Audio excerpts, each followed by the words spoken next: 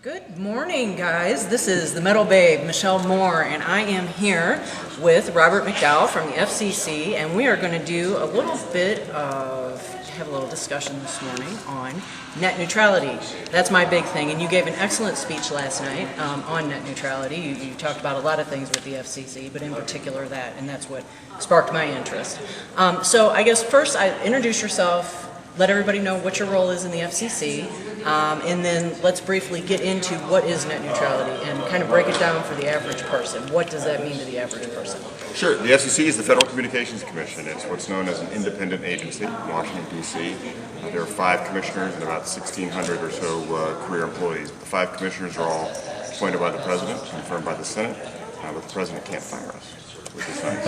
That is good. We can only be removed by the Senate, and knock on wood, that hasn't happened yet in the 76 years of the FCC. But in any case, no more than 3 of the commissioners can be of the same political party. Okay. So I'm one of 2 Republicans on the FCC. The FCC actually has jurisdiction over about, some estimate by about 1/6 of the U.S. economy. So radio, TV, cell phones, the airwaves, all the commercial uses of the wireless spectrum of the airwaves, and also trying to get more into the internet space. Yeah, that's what it looks like. And so what is net neutrality? What does it, introducing these rules over the internet, what is that going to mean to the average person, to the home user? Right. So let me, just give me a second here. The proponents of these rules, sometimes known as net neutrality or the regulation of internet network management, the argument goes thusly, that for years there have been basically a duopoly in their view of broadband providers to the average American consumer, the phone company with DSL and the cable company with the cable modem. And that having that duopoly meant that there was an incentive for those companies to somehow manipulate the content in a way that was anti-competitive. They call it discriminatory, but actually, long legal history, don't want to get too legal here, very different concepts in terms of the law. So the fear was that they were going to somehow manipulate the content or the applications that consumers use on the internet. In reality, what's actually happening is the broadband market, that last mile connection, those high-speed on-ramps, on and off ramps to the internet, it's really becoming much more competitive. We just had a big announcement this week for, by my count, is the 8th national broadband competitor. Supplier of broadband services, and wireless broadband is the fastest growing area of broadband with well over 100 million consumers using wireless broadband. Absolutely. So they wanted rules in place, and it sounds good if you say it fast. One of those things that sounds great if you say it fast, where all internet traffic should be treated equally. Right. That's the rule. Okay.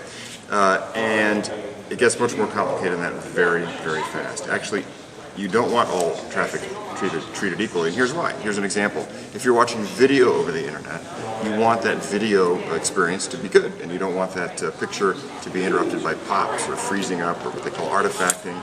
So you don't want your email bits or your voice bits or a voice call maybe interfering with that. So you want prioritization. So again, we have another word. And the definition of these words is very, very important in this whole debate. So engineers who run the internet are very much need to have the ability to prioritize traffic in order to keep those pipes flowing, in order to keep that information flowing.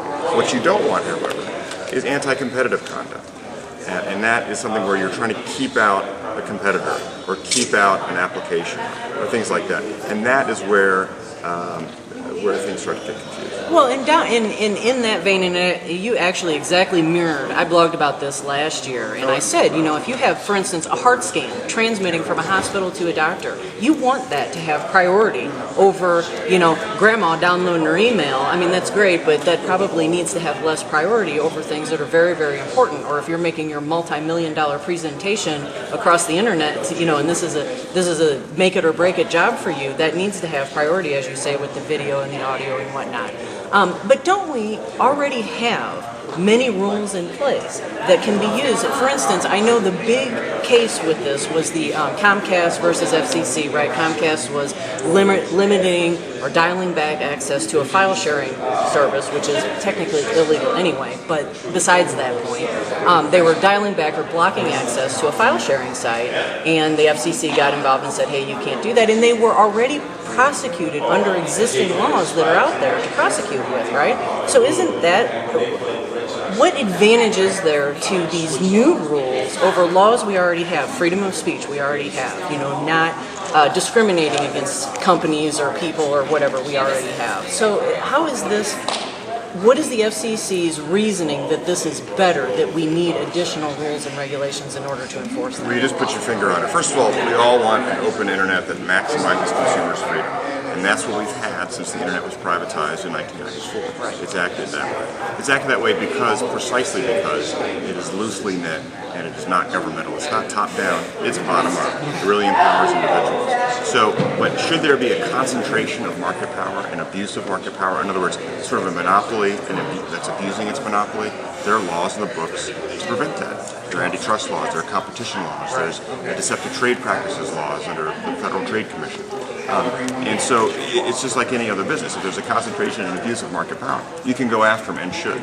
The less than a handful of cases that the proponents of these rules point to were all resolved sometimes within hours, also within days. The case you pointed out, the Comcast versus BitTorrent is the name of the peer-to-peer file sharing company, was resolved on their own. But months later, the FCC still came out with the order, which was slapped down by an appellate court back in April, saying the FCC didn't have the authority to do that. So there are laws in the books if we're worried about anti-competitive conduct and abuses of market power. There are laws in the books to prevent that or to go after bad actors. You can't prevent it. But thus far, this debate's been raging now for, 6, 7 years maybe, and none of the creative horribles the proponents of new regulation want has occurred. And the incidents they can point to are minimal and have all been resolved.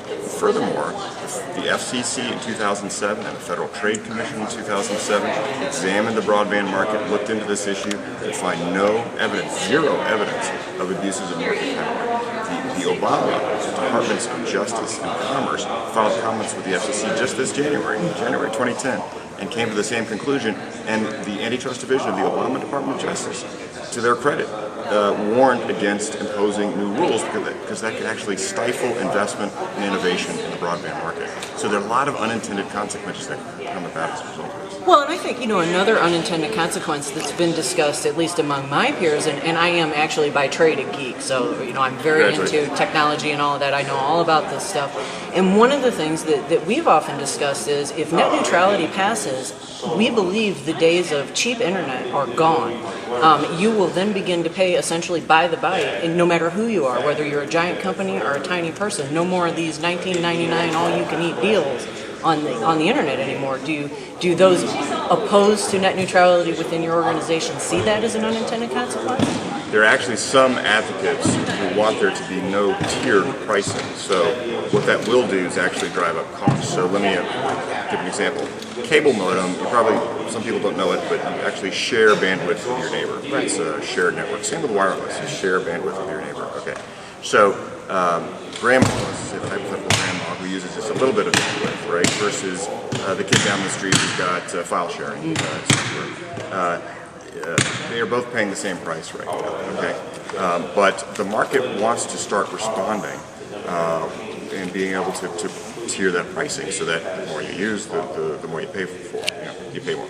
So that could be a market response which actually helps to manage bandwidth shortages in some cases for these shared networks.